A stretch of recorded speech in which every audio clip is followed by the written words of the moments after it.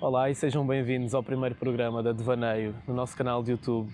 Chama-se Isto tem tendência a piorar e neste primeiro episódio de um programa que queremos divulgar várias artes diferentes, artísticas, políticas, mesmo na parte social, que são as vertentes que englobam o nosso projeto da Devaneio, trouxemos um convidado peculiar, muito interessante, peculiar no bom sentido, muito interessante, uma pessoa que nós acompanhamos, nós, Coletivo Devaneio, que apreciamos bastante o trabalho e que achámos que era o convidado certo para dar início a este programa e que tínhamos todo o interesse em ouvi-lo. E sem mais demoras vou passar a apresentar o Miguel Loureiro. Miguel, queres dizer algumas palavras sobre ti, aquilo que tu fazes enquanto ator, encenador neste mundo do teatro? Agradeço a vossa escolha para estar no vosso primeiro programa, fico muito contente. Sou o Miguel Loureiro, comecei a fazer teatro desde 94, 95, me estreiei profissionalmente e sou basicamente ator e faço encenações também. Opero dentro da área do teatro, eu penso que sou um artista de teatro e gosto de fazer coisas dentro dessa casa grande que é o teatro. Mesmo quando não seja ator ou encenador, há sempre uma bainha para cozer. O teatro é um sítio para estar e não penso tanto nessa repartição, ator, encenador, é um magma. Pegar nas tuas palavras do Prémio de Autores 2019, tu disseste: estamos fartos da cena vazia pós-moderna.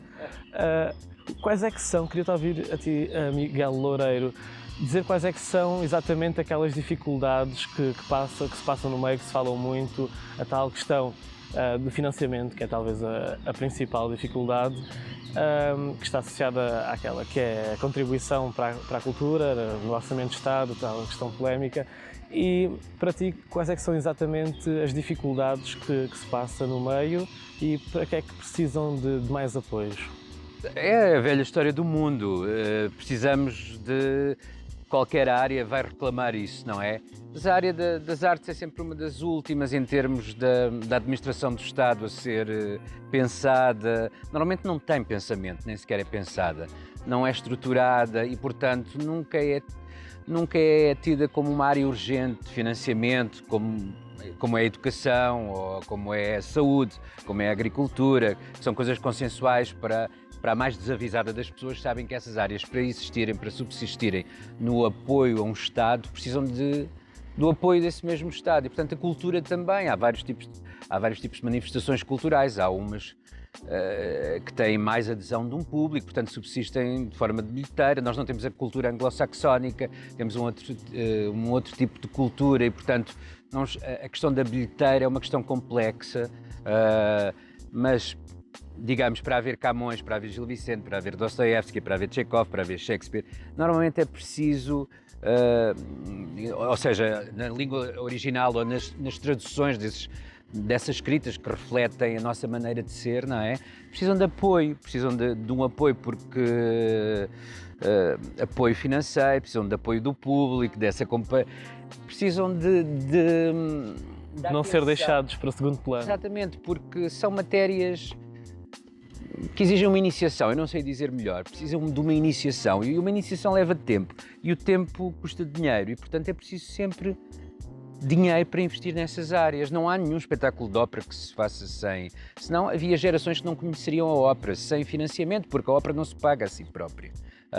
O cinema não se paga a si próprio, hoje em dia não se paga a si próprio. Um filme é caríssimo e, portanto, e mesmo os de Hollywood, há flops, não é? Mesmo esses que vivem da...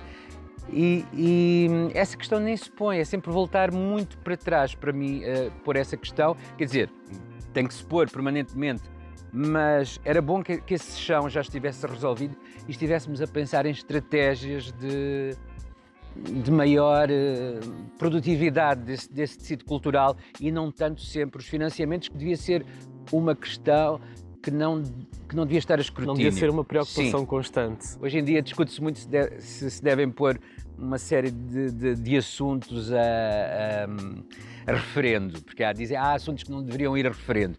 Esse devia ser um deles, quer dizer, isso devia estar instituído, que para existir precisa dessa atenção financeira, mas essa atenção financeira não é só financeira, é uma atenção de interesse, é uma atenção da política se inscrever naquilo que ela própria é também, porque a arte é uma forma de estar na cidade também, faz parte da política. E agora, sob o ponto de vista de um jovem ator acabado de formar, refiro-me agora aos de Lisboa e Porto, aqueles que estão centralizados, quais é que são, a teu ver, as principais dificuldades que vai enfrentar a tentar entrar no meio, começar a trabalhar, depois de acabar o curso, seja, por exemplo, ali na STC, na Escola Superior de Teatro e Cinema, para um jovem ator que nos esteja a ver e que, ou mesmo um jovem que pensa em formar-se em teatro e seguir essa via profissional, quais é que tu achas que vão ser as primeiras dificuldades que vão encontrar e que facilidades é que terá? Eu penso que é um bocadinho igual às outras profissões, é exatamente alguém que aposte neles, logo de início, não é? Eu penso que as pessoas, os alunos que saem da Escola Superior de Teatro e Cinema estão mais defendidos nesse sentido, porque ali encontram, enquanto professores, enquanto os seus formadores encontram muito do tecido teatral de Lisboa e, portanto, os professores conhecem, exatamente, e normalmente são os professores que contratam, veem que este ou aquele aluno, esta ou aquela aluna corresponde ao que eles procuram para determinado trabalho e já os conhecem, precisamente porque foram professores deles durante 2 ou 3 anos, e é assim que as coisas se dão e começam aí. Nos outros sítios será assim, na Escola de Teatro de Cascais será também assim. Eu sei que e há acordos, não é? Há acordos das faculdades, da STC, por exemplo, com certos teatros, Teatro Nacional. O Teatro Nacional acolhe também, acho que isso é uma colaboração que já existe desde os anos 90, eu lembro-me quando ainda estava no Conservatório já existia, os 2 melhores alunos depois eram convidados a integrar como estagiários no Teatro Nacional, agora não sei como é que se passa, mas é assim que as coisas acontecem, não é, quer dizer, não há uma minuta para a coisa, continua a ser acidental também. E nesse sentido, quais é que são as diferenças para quem não se forma em Lisboa ou no Porto? As dificuldades aí acrescem quando alguém tenta entrar no meio? Como tudo acresce neste país que não é do Porto, de Lisboa ou do Porto, sobretudo de Lisboa, porque é um país macrocéfalo um bocadinho e nesta área das artes não há, quer dizer, há ilhas muito interessantes, não é?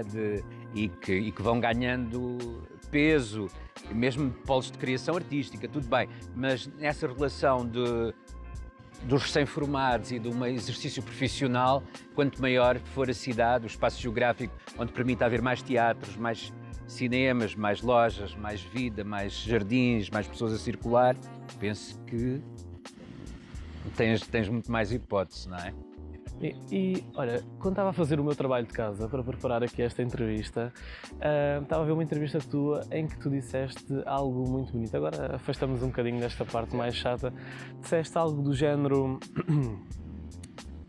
aquilo que me encanta, aquilo onde eu encontro beleza, é na capacidade de dar tempo a alguém. É aquilo que me espanta, são aquelas pessoas que, seja numa relação amorosa, foi o que eu entendi para isso, não necessariamente amorosa, pode ser também numa relação de amizade, é isso, é uma coisa quase... não sei, faltam as palavras quando tento ligar a esse sentimento que tu descreves de capacidade de ser, de largar o egoísmo, de ser altruísta, de dar tempo a alguém, dar tempo da minha vida para passar o tempo da vida a alguém. E nesse sentido, queria te perguntar se tu continuas a pensar assim, o que é que te continua a surpreender, se é à volta disso? Eu acho que sim, que o tempo é uma das coisas mais importantes. Eu não penso pensar muito nisso equivale se calhar a ficar maluco ou o que é que vale a pena, mas o dar tempo é uma coisa preciosa porque nós gastamos o dia todo a trabalhar para ganhar dinheiro, para ter algum tempo de qualidade e, portanto, o que nós andamos atrás é um bocadinho de tempo de qualidade quer seja o tempo com a família, o tempo para desenvolver uma família, o tempo para desenvolver aquela profissão à qual te dedicaste. E mesmo num namoro na primavera, neste jardim, por exemplo, um namoro para ter qualidade também precisa de tempo. Um namoro rápido não tem. Mesma coisa com uma relação sexual, uma rapidinha não dá.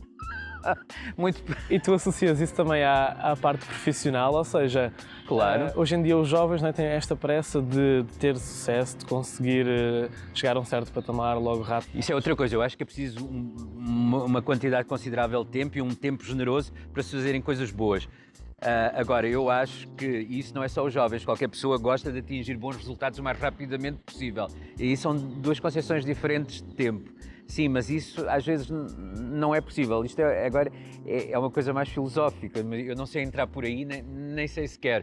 Claro que eu quero atingir os meus objetivos o mais depressa possível, porque... Então vês essa pressa como algo positivo. Sim. E algo até que incentiva os jovens, mas às vezes não pode haver uma frustração quando esperam já ter uma carreira formada e todos os objetivos cumpridos, quando ainda têm 20 e poucos anos, não sentes cá essa pressão às vezes? Mas essa frustração também é rápida e acaba depressa e há motivos para continuar, porque realmente hoje em dia não há nenhum tempo a perder.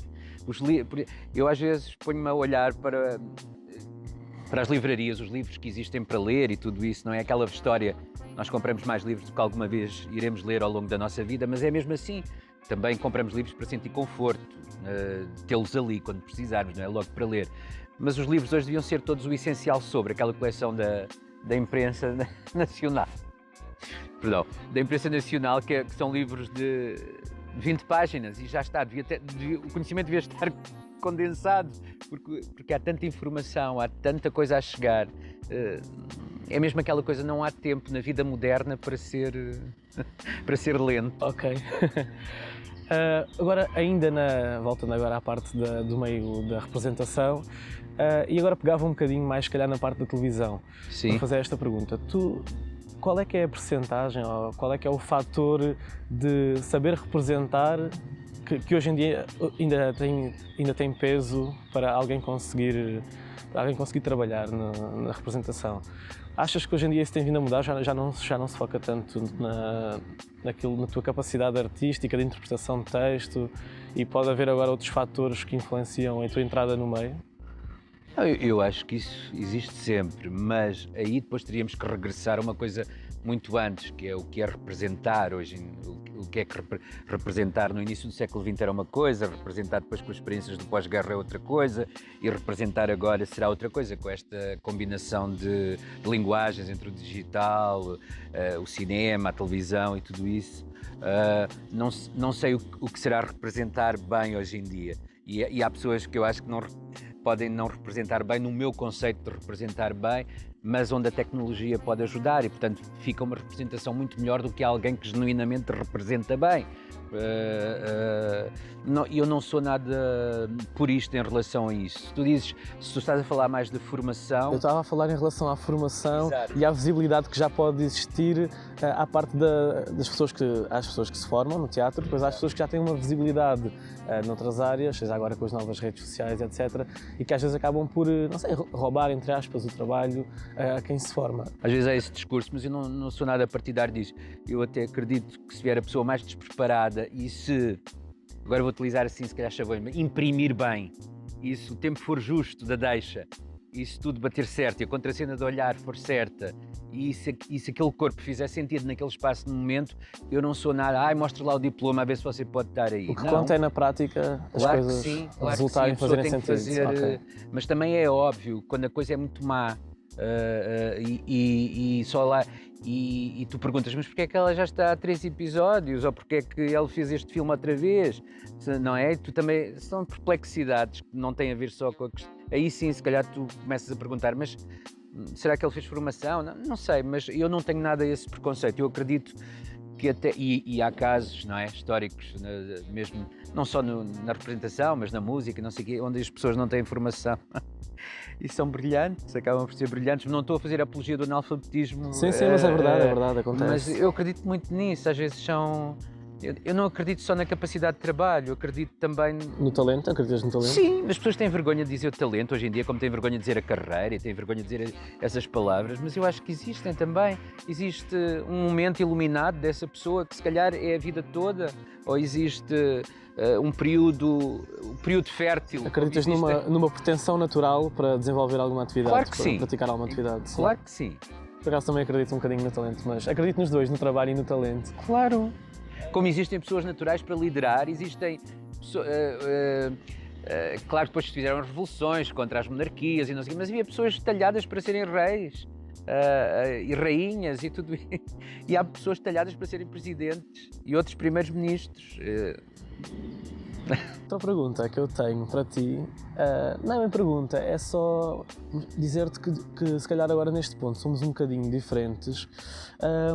Tu numa entrevista que eu também vi tua, tu estavas a dizer, quando pensavas em arte e no conceito de arte e do meio artístico que ligas, e eu percebo e faz sentido e concordo que a arte é um movimento tendencialmente mais de esquerda, com ideais mais de esquerda, mais libertário, mais com uma doutrina mais progressista e coletiva.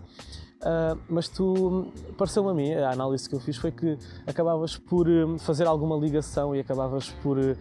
o que eu achei estranho, porque em relação à criação artística, o que eu achei estranho, porque o Miguel Loureiro, enquanto alguém mais conservador, acho que não é indiscrição dizer assim,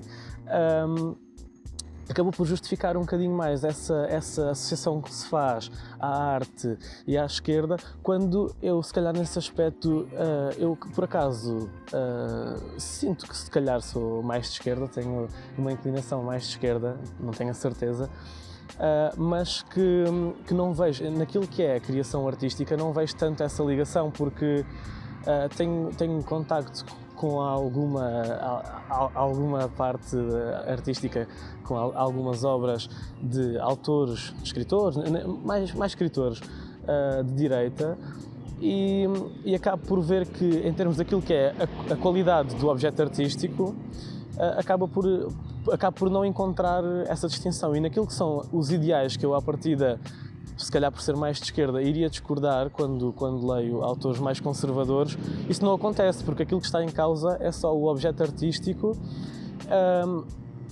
e a qualidade, não é? Daquilo que é ou não aquilo que ele escreve ou aquilo que ele representa. Portanto, acabo por não fazer tanto essa associação. Sim, são áreas diferentes. E eu não falava tanto da questão da arte, acho que não tem filiação ideológica, quer dizer, a arte. Estava a falar mais na questão dos mecanismos culturais da cidade e principalmente aqui de Lisboa e tudo isso. Mais na cultura, isto são palavras, é jogo de palavras, e também não me interessa saber o que é que diferencia a cultura da arte e não sei o que, isso não me interessa. Mas estou a falar no chamado tecido cultural, Lisboeta ou tudo isso. É eminentemente de esquerda, sempre foi, quer dizer, as pessoas que o constituem, não estou a dizer que o que se faz depois tem conotações, ou acaba por ter, mas enfim, não me interessa tanto falar disso. A questão da literatura, ultimamente, e como tu dizes, e completamente de acordo, há balões de oxigênio que vêm um bocadinho sair dessa hegemonia, não é? Não sei se é progressista, é um vocabulário, mas de esquerda, socialista, talvez, socialista no sentido lato, não é? De coletividade. Sim, porque são práticas que têm a ver com o comunitário, com o movimento das pessoas nas cidades e, portanto, com o que elas produzem, com as desigualdades que existem entre elas, com as formas de tratamento e tudo isso. Portanto, é natural, estou a falar mais na cultura que se exerce a nível coletivo, não é? Teatro, a dança, o cinema. Achas que nesse sentido há distinção entre artes, por exemplo, entre a literatura que é, a meu ver, algo mais... Há quem discorde, não é? Por exemplo, a Maria Velho da Costa dizia numa entrevista que quando escreveram as novas cartas portuguesas, que não sentia isso, que não sentia que esse exercício da escrita era um exercício solitário. Eu, por acaso, acho que é um bocadinho, e naquilo que vejo de outros autores dizer, também me parece que seja um exercício em que seja necessário o indivíduo isolar-se e, através da solidão, encontrar aquilo que é o seu pensamento. Já no teatro isso não acontece, porque a própria prática do teatro, mesmo que a parte escrita seja uma parte solitária, a parte da representação é sempre uma parte de partilha. Então haverá aí distinção entre artes nesse aspecto? Sim, acho que sim. Às vezes eu não considero tanto o teatro sequer como arte. É um métier, uma coisa que se faz em companhia de outros. Não sei dizer o que é. Às vezes tem pretensões artísticas, outras não terá. Tem só essa pretensão de celebrarmos o tempo juntamente uma série de outros amigos, outras pessoas com quem alinhamos naquilo que fazemos todos os dias. Estou a falar de uma forma mais macro, pôr-me de fora e a ver como é que poderá ser feito. Mas os artistas plásticos normalmente trabalham de uma forma mais singular, embora existam coletivos, embora o cinema, o realizador, depois em prática, mas imagina as coisas antes, sozinho, partem de um... Mas no teatro realmente eu acho que isso é sempre mais partilhado e é uma coisa coletiva, no sentido até do que estávamos a falar ainda há bocado, de artes mais sociais, ou socialistas, neste caso, se quisermos começar a emigrar para a questão ideológica. Mas o teatro sempre foi assim, sempre foi uma arte muito politizada e muito de resposta Aquilo que está instituído. Sim, e normalmente calha sempre uma resposta ligada a uma atitude mais revolucionária, portanto, e não uma atitude conservadora. O teatro mais conservador faz para celebrar o establishment, não é? E por isso é um teatro de bilheteira, um teatro de comédia ligeira, ou era. Mas aí encontram-se bastantes pérolas, isso também é um preconceito. É sempre...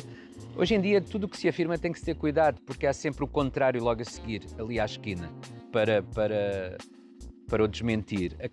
Eu lembro logo, depois do 25 de Abril, as editoras eram todas maioritariamente de esquerda ou ligadas até mesmo a partidos. E agora há mais variedade, acho eu. Por exemplo, eu quando leio o Bruno Vieira do Amaral, o Valério Romão, ou não sei o que, eu fico contente por ler autores que não um se inscrevem diretamente. Eu não Sim. sei onde é que eles se inscrevem, mas não se inscrevem diretamente naquela linhagem, não é?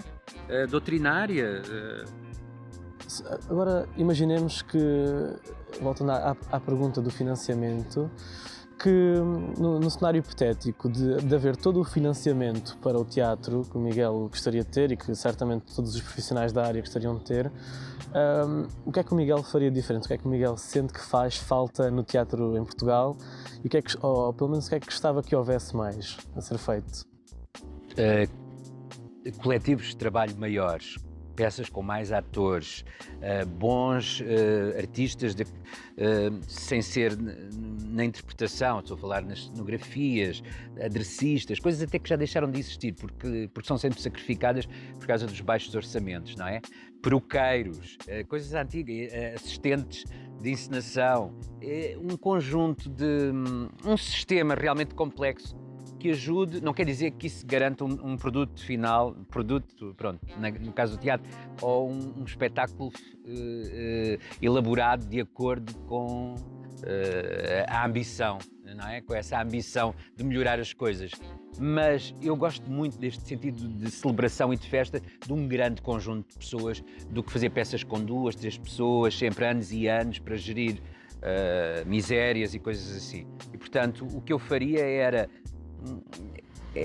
contratar equipas grandes, boas equipas, e estar à vontade com isso. E em relação a estilos de teatro, havia algum tipo de teatro que o Miguel gostaria de ver mais? Eu tenho estado a tratar por tu e por você ao mesmo tempo. Sim, à vontade. Já disse para me tratares por tu. Miguel, não sei se gostavas de ver se calhar mais um teatro mais naturalista ou não, ou qualquer coisa diferente. Esses conceitos, quer dizer, o naturalismo é do início do século XX, já não há muito tempo. Eu penso que estás a dizer, naturalismo e realismo é aquela coisa de Chekhov e do Ibsen e não sei o que inventaram um bocadinho o teatro moderno do início do século XX. Depois há uma fragmentação dessas linhas todas, as teorizações do final do século, com a Erika Fischer-Lister, o Hans... agora, olha, o name dropping de manhã custa um bocadinho. Mas o pós-dramatismo, não é? O In Your Face, o Blood and Sperm, esses conceitos, teatro alemão, teatro polaco, teatro inglês, a Sarah Kane, isso depois já reformulou isso tudo, passando pelas revoluções todas do século XX, o Brecht, o Genet, o teatro do absurdo, o Ionesco, o Beckett. Portanto, o naturalismo é uma coisa que... Mas eu sei que não é naturalismo, eu sei o que é que estás a dizer. E agora... Era mais aquilo que é a representação do texto e não tanto, se calhar, aquilo que é o teatro alternativo, chamado teatro alternativo, mais conceptual. Mas não queria focar-me tanto no naturalismo, era mais estilos de teatro que o Miguel gostava de ver. O teatro alternativo, como tu dizes, ou conceitual, normalmente é até o que liga mais ao texto, muitas vezes. Portanto, é tudo muito confuso hoje em dia, não é? Porque não passou tempo e, portanto, não temos uma perspectiva histórica para dizer isto ou aquilo ou esta linha. Para definir a época atual? Eu acho que é resolver problemas. Há uma série de problemas que eu tenho para resolver com este texto ou com este grupo de pessoas. Há uma série de urgências minhas a afirmar neste momento, nesta cidade. Não sei, o teatro nasce sempre deste acidente, não é? E não tanto, eu vou fazer agora teatro para me inscrever numa determinada linha.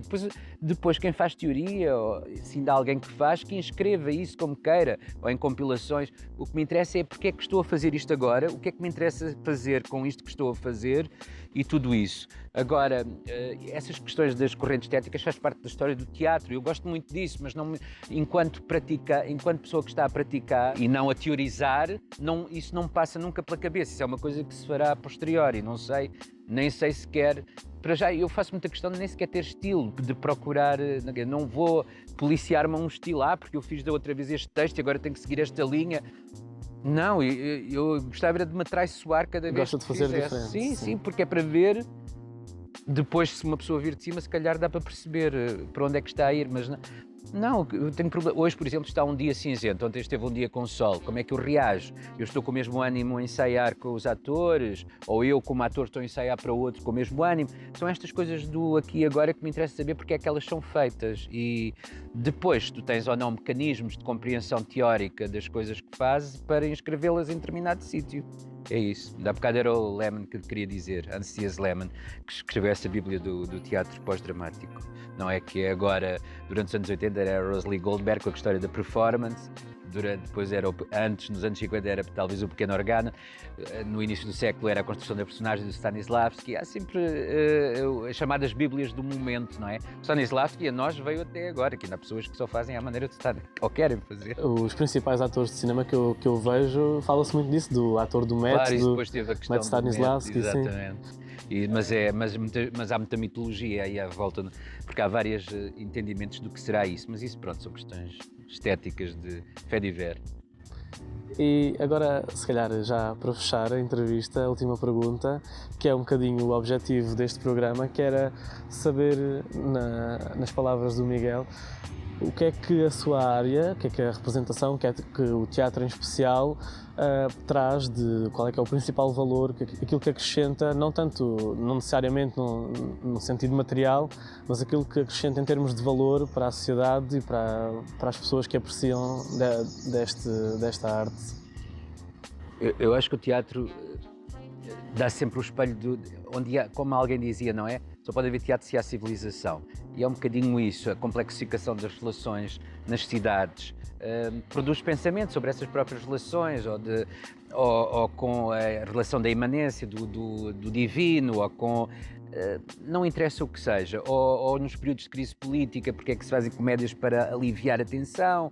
Tem a ver com a vivência da cidade e do nosso encontro aqui diário. O teatro dá um bocadinho de resposta, reflexo, crítica, análise, é o que tu quiseres. Por isso eu quando fui para o teatro achei que o teatro era um espaço, um chão de liberdade.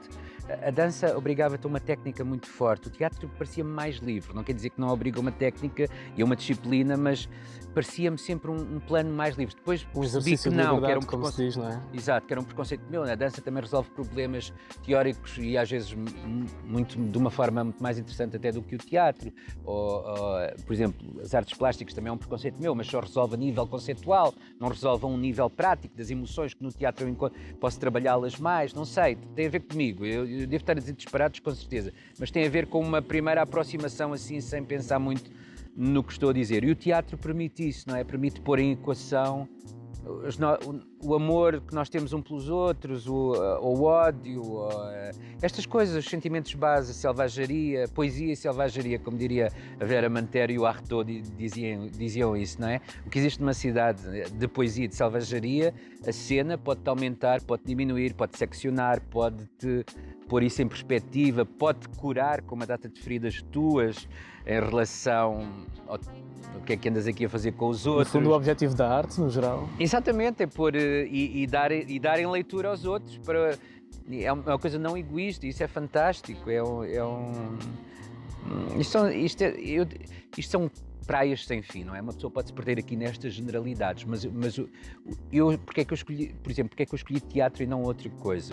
Porque sempre, para mim, o teatro equivalia e equivale a liberdade. Por isso, às vezes, sinto um bocadinho constrangido quando há linhas ideológicas muito fortes dentro do teatro, quando há o teatro deve ser só para isto, o teatro deve ser só para aquilo. Pensamento. Claro, o Peter Brook dizia esta coisa que eu acho muito bonita, que é toda a teoria que restringe ao teatro não é uma teoria válida e, portanto, como ele dizia, é alguém a passar de um ponto ao outro e há um terceiro a ver e, portanto, aí já há teatro, não é?